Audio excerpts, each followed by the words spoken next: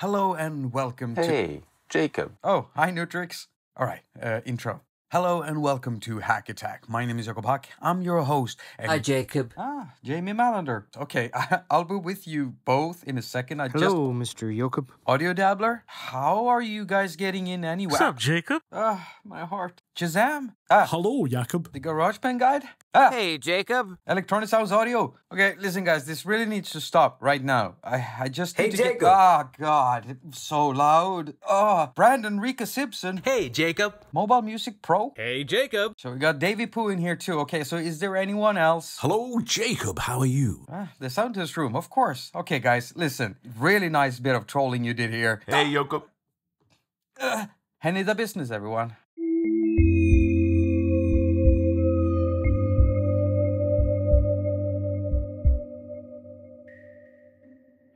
A huge, massive shout out to all of the YouTubers featured in that little clip there. And so if you want to find more channels doing app reviews, mixing external hardware gear, mobile hardware gear with iDevices such as the iPad and iPhone, well, down in my description box, I have a little link collection where you can find links to each and every one of these YouTubers here. Thank you guys. If you ever need anything, just holler at me.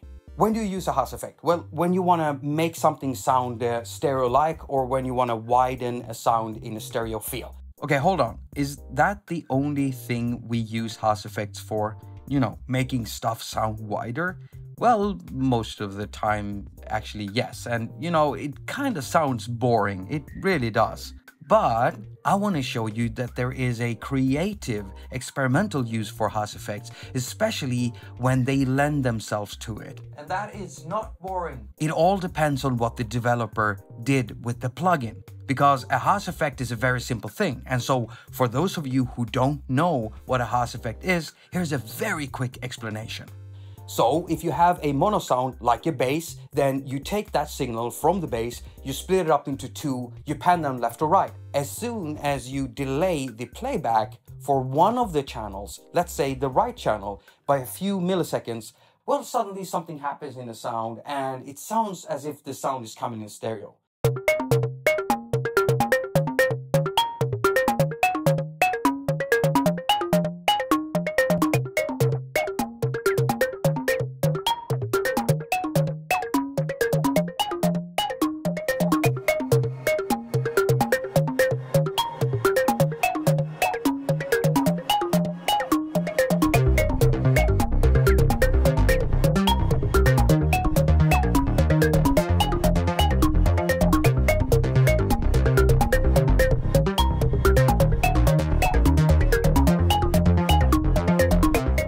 Now, the reason for me featuring these two Haas Effects in an episode where I'm talking about using Haas Effects creatively is because they're multi-band Haas Effects, meaning they're splitting up the incoming signal into multiple bands. It's basically like working with a series of filters and delay controls, and that's part of what makes them perfect for creative and experimental use. Okay, so a quick note. A multiband Haas effect is perfect to use for something like bass sounds or sounds that contain a lot of low end. Because when you're running sounds like that through a Haas effect, you many times just lose the lower end. You lose the bass. Well, with a multiband Haas effect, you can treat the mid frequencies up to high frequencies and leave the lower end or sub frequencies alone. Now, these two Haas effects are very different from one another, and I would say that one of them is very, very simple to work with, straightforward, easy to get some quick results with, and that is Multiband Haas by Blue Mango software. It gives you 4 bands to work with, and the interface is as straightforward as it can get.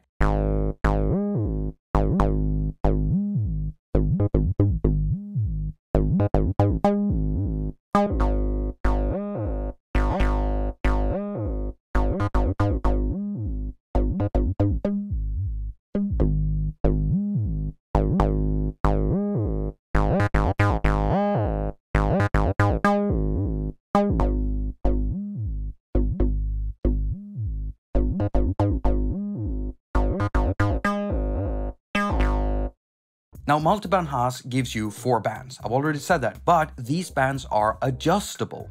You set up the bands by using these controls up here. You just drag them left or right. So once you've got your band set up, you can then control the actual delay effect and the panning of that effect for each band with these 4 knobs here. So 1 control per band. Pretty straightforward, right?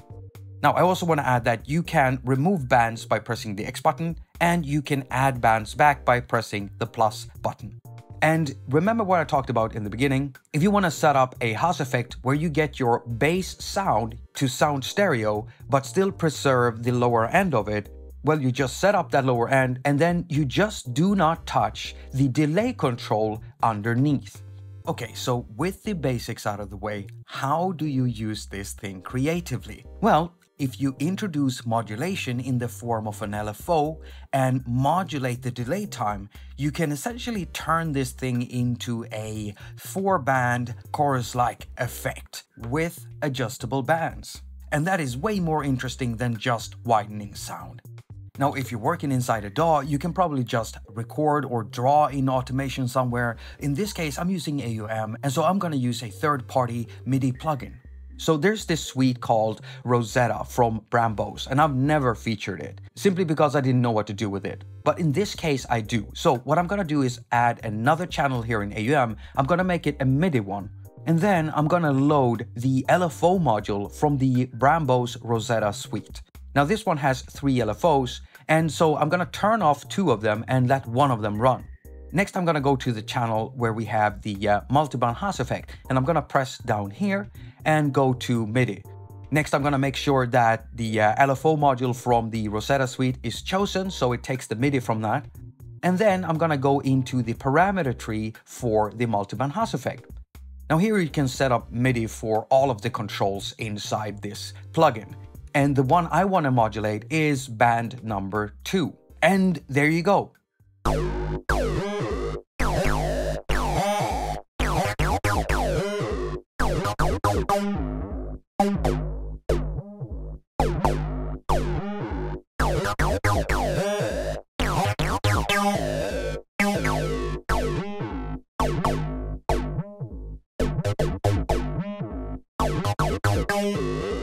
This is what I like about using effects that are meant for one thing in maybe a way it wasn't intended to be used, because that type of experimentation leads to results that are usually unexpected, and it might lead to you discovering a new sound that you can add to your music. Okay, so let's have a look at Haaze 2. Now this one is more complex. You'll get way more control over your Haas effect. And it actually gives you 16 bands to work with. And all of the controls in this one is split up on 4 pages. So it definitely requires more time from you as the user in order to get the results you want. But it also gives you an ability to experiment a lot.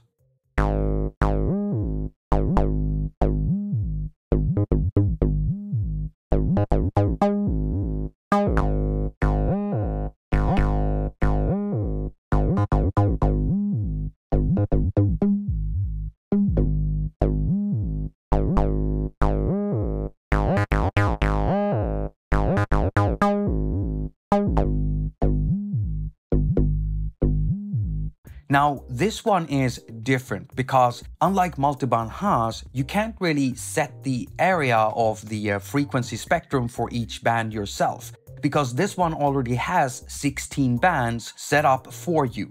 Now, the first page lets you set up the amount of delay on each band to either left or right channel. So you're already setting up the delay and doing some panning. But then you have even more control because you also have a panning page where you can do further panning for each band. Next, we have something that changes up the game a lot, and that is the page with the mid-side processing. And I won't go into exactly how that works because it just hurts my head to think about. But what I can say is that you can use this as a widening control. And so if you want stuff to be wide in the stereo field, you just pull this up. And if you want it to be less wide or down to kind of mono, then you pull it down. And lastly, we actually do get to set the level for each band. Okay, so basics out of the way, what about experimentation and creative use? Well, right off the bat, this is more than just a Haas effect because of these other 4 pages. There's more added to the mix here. And when it comes to experimenting with different Haas effects, well, since you have 16 bands here, there's a lot you can do, but I want to show you something specific. You see, Klevgren Produktion has put some interesting presets in here, and there's one category that really piqued my interest, and that is the cabinet one.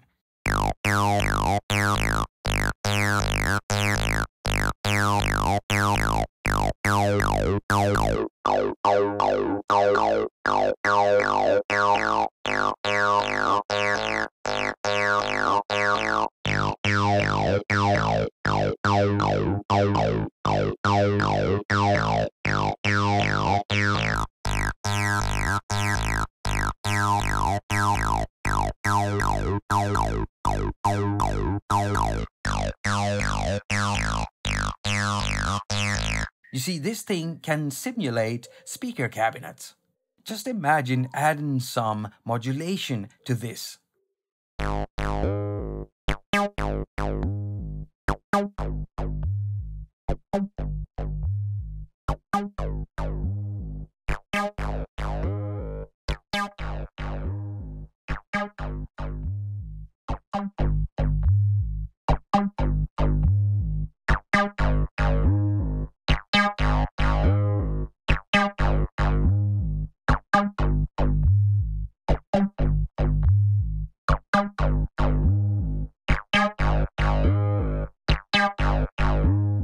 You know, as I'm sitting here just listening through this sound demo here, I just realized that maybe I'm the only one that thinks that this is interesting. Either way, if you want to get into, experimenting with Haaze 2, I suggest starting from one of the cabinet presets and then just tweak stuff from there. Now, as you can see, they are so very different from one another, these two, even though they're both Haas effects. But I think I've been able to point out what I think are some of the strongest user cases for these two. If you want to get quick results and not fiddle around with too many controls, then multiband Haas is definitely the one you should go for. And as I've shown you, it does lend itself well to modulation because of the smaller amount of controls and straightforwardness of the plugin. Now, if you on the other hand want to really have a lot of controls, being able to sculpt your sound, really tailor your sound, then you just cannot go wrong with Haaze 2 by Klevgren Produkter. Thank you for 30k subs. Seriously, it's all thanks to you. So thank you. Now, if you want to support this channel, hitting that thumbs up is the quickest, easiest way for you to actually do that. Now, if you want to support me in any other way, then drop in a comment down below. Sharing a link to this video would help out a lot. If you want to support me financially, then you have these links over here. And as usual, I wish you a very productive week. Now go finger all of your stuff and have a lot of fun doing it. Oh, I need to cool down before I start the live stream. Paper Jakob, Paper Jakob, Paper Jakob, Paper Jakob, Paper Jakob, Paper Jakob, Paper Jakob, Paper Jakob, Paper Jakob, Paper Jakob, Paper Jakob, Paper Jakob, Paper Jakob, Paper Jakob, Paper Jakob, Paper Jakob. This dude here, Paper Jakob, Paper Jakob, Paper Jakob, Paper Jakob, Paper Jakob, Paper Jakob, Paper Jakob. Yeah, that's pretty much it.